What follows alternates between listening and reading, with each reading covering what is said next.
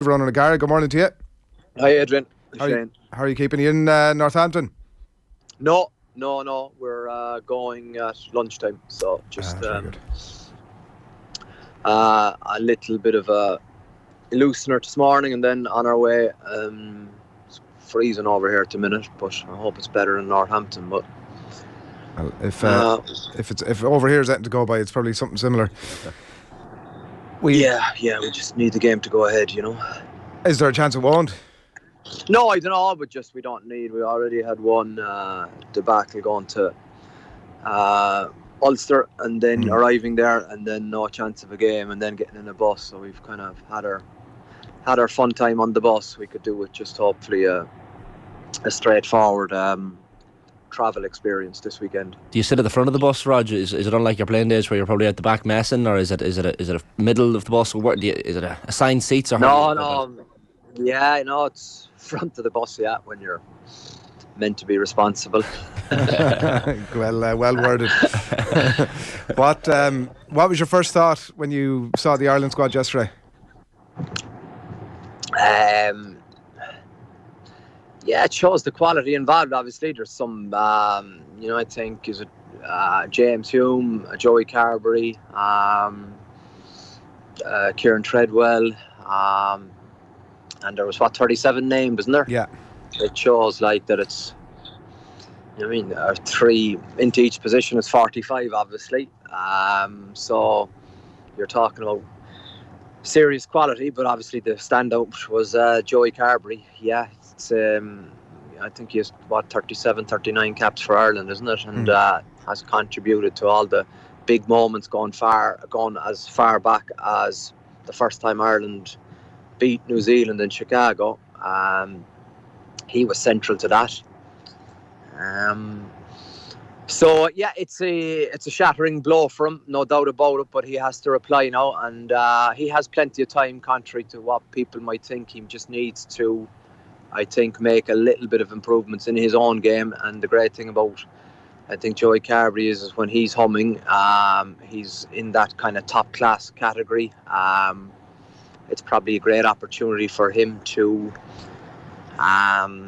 realise what his point of difference is. I think he's a fantastic instinctive player, and maybe he's burdened down with structure. Maybe he needs to, I think, marry the best of his game with what the best of the coaches want out of him, because he's a kid who, I think, if I'm right, grew up playing in New Zealand and then moved to Ireland. Is that correct? Yeah, correct, yeah. So he has all that catch pass and excellent running lines, and his ability to glide.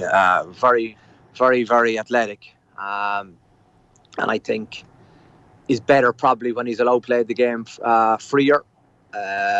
He seems to, over the last number of years, have become bogged down with structure, and for me that's a perfect example of a non-structured player trying to play a structured game. I think he's brilliant loose. That's his point of difference for me. He needs to just go express himself. I presume a lot of that structure has obviously come from the coaches and a game plan, and he's trying to fit within that. It's a hard position for him to be in when obviously Andy Farrell is the one making the call here, alongside Graham Rowntree, obviously at provincial level, and they're giving him a game plan, like a structure almost, and then he feels maybe in some level that he's got to fit within that, and then like you're saying, he does tend to play some of his best rugby when he's playing that bit freer. How do you marry those things? Yeah, and it's about getting your message across as a coach to him too as well. I think where you create frameworks and structure is for guys that aren't, we'll say, athletic freaks who can't or struggle to get the better of a one-on-one with a guy. So, for example, I think for me, you have a great contrast in the fact that Ross Byrne's game management is absolutely excellent because of the fact, I think, he understands that Joey Carbery, for example, and it's probably a head-to-head here, which makes it even tastier in the fact that Joey Carbery's probably athletic ability is better than his, but what Ross Byrne thinks he can do is he can manage the game and see the game quicker and put his team in a position better than Joey Carbery can. Joey Carbery, for me, probably doesn't need 3 options in the same system. He needs 2. While when I used to play the game, I was probably a more systems game manager kind of player than a guy with athletic ability. So that for me is the key difference. I think it's Joy's capacity is to stay in the moment and kind of can he just play instinctively as much as he can, while me, Ross Byrne, would be kind of manipulating the opponent by trying to think 2 or 3 phases ahead of where the play potentially could be, if you can follow me. You've touched on it. No, would you?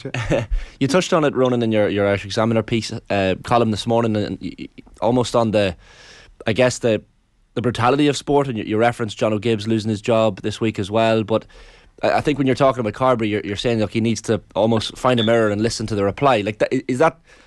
I hear what you're saying. It's probably an opportunity. No, to explain that better. Find a mirror. No, because you won't. Listening to the reply isn't the solution. You've got to speak openly and honestly to it, because listening to it I'm experiencing that coaching at the minute. I've tried to give my message to certain players in La Rochelle this week, especially. I've gone onto the pitch for one-on-ones, but the conversation always ends with yes, but and if. But and ifs, there's no place for them at top level sport, and that's it's not a reflection on the player, it's a reflection on me that I haven't stimulated something in his thought process that he is seeing what I'm trying to say, and it's very simple yet very complicated. And then after maybe 20 minutes the message got passed through, but for the first 19 minutes it wasn't hitting the target that I wanted it to hit. And it's exactly that. When you look into the mirror, you have to take the most difficult version out there. It's me, 2000 Twickenham, 0 out of 5 kicks. The easy thing to say is, or listening to the mirror is saying, this will be okay. You get another chance to do it. But if you keep doing what you always did without making tweaks in your technique or in your mental capacity to perform, you'll end up with failure again. And that's separates good from great. The fact is that I knew under pressure, be it having strength in my legs or having strength in my mind, that my technique wasn't up to performing in front of 80,000 people in Twickenham. But it was absolutely crushing trying to deal with that, because you have 3 months of not having a ball to kick, and then you have to wait for first pre-season. There isn't a game in pressure for other people in a pre-season friendly, but for me it felt like going and playing another European Cup final, because it's your first chance to get on the road to rehabilitation. It's the same for Joey Carbery this week. He's left out. He's gone from 2nd to 4th. I'd say worst case scenario, he probably thought he was going to be 3rd, but sport changes very, very quickly. But it won't change unless players have the capacity, and coaches have the capacity to take messages out of the moments of disappointment. And it's worse as a coach, because at least with players you have the support of the dressing room. When you're the coach, you have very few mates, and and that's why I just referenced John O'Gibbs, because he let me grow in my role in La Rochelle, and then it ended up that I ended up taking essentially the number 1 role when he was kind of targeted by Claremont to go there. And he had, I think, a very good plan that was probably on its way to finding its feet, yet injuries came into play, and I suppose external forces. And then I think for John's sanity, he has to understand that he's in France, and these things happen, as opposed to probably other rugby environments. There's a little bit more, shall we say, stability, but it's changing, and you could see that probably with Eddie Jones's decision for him to be removed. It was trialled by social media. Excuse me. He's gone, Ronan, from Joey Carbery. Like, he wakes up this morning and he's gone from pretty much guaranteed number 2 with Ireland to number 4 at the minute. And his number 2 at Munster has leapfrogged him into the Ireland setup. He's probably looking at his provincial position and wondering sort of exactly what sort of ground he's at with that, and I'm sure he's having conversations with Graham Rowntree about all of that. We'll see what which way the team selection goes, of course, for Sunday. But it feels like the most, and he's had injuries and such a winding path, obviously, given coming from Leinster and down to Munster up to this point. It feels like the most pivotal time in the career now of Joey Carbery. Yeah, like in that position, you take an awful lot of belts. It's up to him now how he replies. He can control his attitude. He can control his preparation. He can't control Crowley. He can't control Johnny Sexton. He can't control Ross Byrne. But that's okay. I think he just makes a plan. He's got to understand that it won't be plain sailing getting back to where he wants to go. But I think with his capacity and talent, he has there's a huge upside to him. And I think which probably comforts me a lot in this, because it's a position that I enjoy and probably understand well. He has Mike Prendergast there, who has huge, I suppose, empathy for players, and I think he'll use Jack Crowley and Joey Carbery to the best of their ability to get the best out of them. And don't forget, for Munster, it was Joey Carbery who was starting 10, so he's had a nice vote of confidence, where a month or 6 weeks ago it could have been, and we're talking about ruthless scenarios, the same for Joey Carbery in Munster as it is at present for Keith Earls and Conor Murray, where they're left out of the 23. Yeah. So he hadn't that, so it's not. It's a belt, but I think that this is the belt that's highlighted. But when you're involved in it, you understand that there's potential belts and disappointments, and for every disappointment, there's an upside for another player. I guess the comeback side of Joey Carbery's brain is fairly well trained as well, Ronan, given all the injuries he's had to come back from as well. So in some ways, if there's one player that you would say can come back from a knock like this, or a bruise to the ego, it probably is Joey Carbery. No, there's loads of other players, Shane. There's loads of other players. It happens at this level. The further you go along in Test rugby, the more knocks and question marks you get examined at a higher level. You get ripped up and down and torn inside out by people, by everyone has an opinion. So whether you're in the squad or not in the squad, this has happened for so many players throughout the years. It will continue to happen. It's par for the course. You've got to just be extremely selfish in how you want to respond, and I'm confident he will respond. But are some players better at dealing with those knockdowns than others? Like, say you're having a, without naming names, you're meeting La Rochelle players and you're having to give bad news to some players. Are you thinking in your head, okay, he's going to take this okay, but he mightn't be too great taking this news? Like, is it a very individualistic thing? Yeah, it is, of course, but also there's different, I suppose, levels to it, and the fact that I'm dealing with club players, you're dealing with test animals. They're different. There's a reason they're test players, because their fundamentals are strong. So mentally, a lot of test players are stronger than club players for a good reason. So I think, players will have a process, and they'll have a mental skills coach, and they'll be able to, I suppose, air their dirty laundry was probably the word we use in our time, and get everything off their chest. But once you get that off your chest, you can't continue to moan and grumble. You got to kind of see the opportunities and make a plan for it. But I can guarantee you it won't be just all rosy now. He's going to have to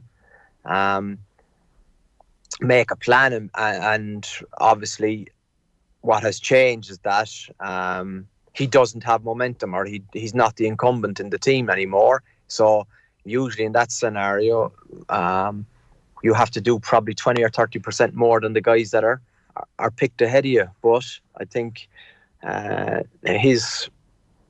growth in his game, I think that window is very evident, that when he's humming, he's very, very, very interesting. And conversely, obviously the other two lads, Ross Byrne and Jack Crowley, are licking their chops and show this morning and seeing that the path has suddenly opened up in front of them a little bit. What's your sense of what the best mix of, who's the best of those two to have as a replacement to Johnny Sexton if he's fit starting the Six Nations? That's an interesting question. I think if you're starting a game tomorrow, Ross Byrne, I just think that He's improved dramatically, and that's a strong word, but I would think that's. I think he warrants that. I think his core skills are underappreciated, and I think what is evident is in that position more so is the response he gets from his players. I think when he plays in blue, or when Leinster play in blue, or whether they play in blue or white, when the Leinster play, there's utmost trust in Ross Byrne. When he plays for Ireland, and that's probably down to probably not getting a run of games as well, that trust isn't there, because it's harder to earn it, I suppose, against people that you're not training with every day of the week. But if Ross Byrne can transfer his Leinster form into an Irish form, it's he's very, very shrewd at managing games.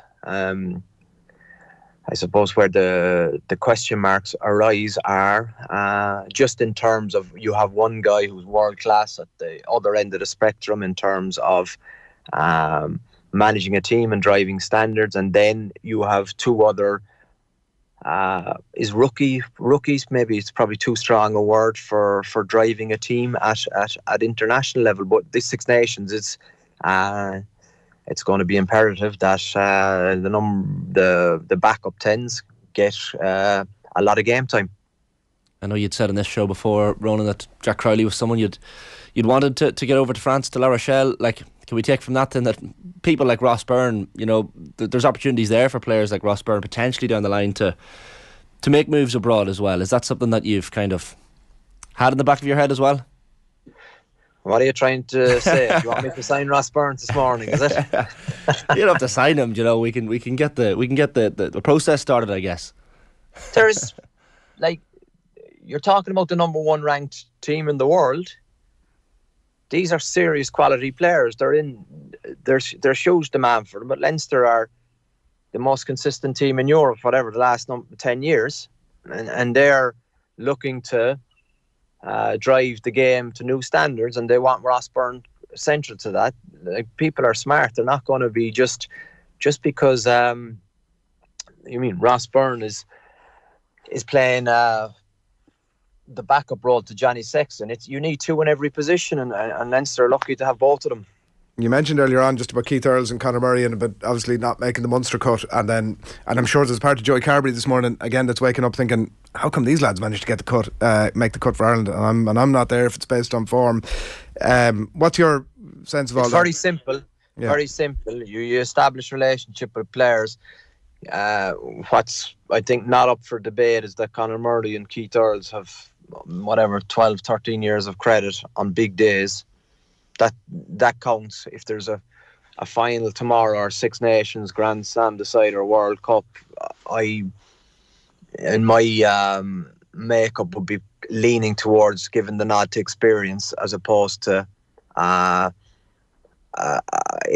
really exciting young player that may win you the game but may also lose you the game. I think there's more of a chance that Conor Murray, Keith Earls will win you a game than lose you a game. Yeah, and he's got to strike that balance obviously between some of the younger players that are in there with not 100%. No caps, yeah. And that's where there's Andy Farrell is very skilled at doing and excellent at doing. You can't have 6 in that category for Earls and Murray. You can have those 2, but that's 2 of 37. But I think they're different arguments for either of them. And the fact that Keith Earls is just coming back and looking to find his form again, but I think has the capacity to start a test match for Ireland easily. Conor Murray is obviously playing backup to, the mantle has shifted to Gibson Park, and can't have much complaints about that. But in terms of, I suppose, looking to close out a game or finish a game, I suppose Conor's capacity to see that game a little bit better than Craig Casey at the minute may be the reason why they're leaning that way.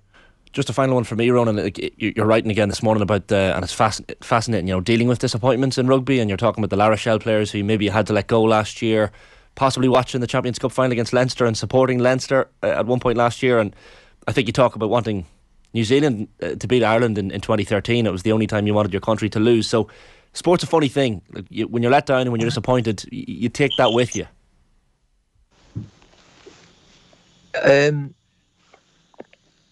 Go on, explain that to me. You take what with you? Well, I guess the disappointment of either being dropped from a squad or from finishing your career.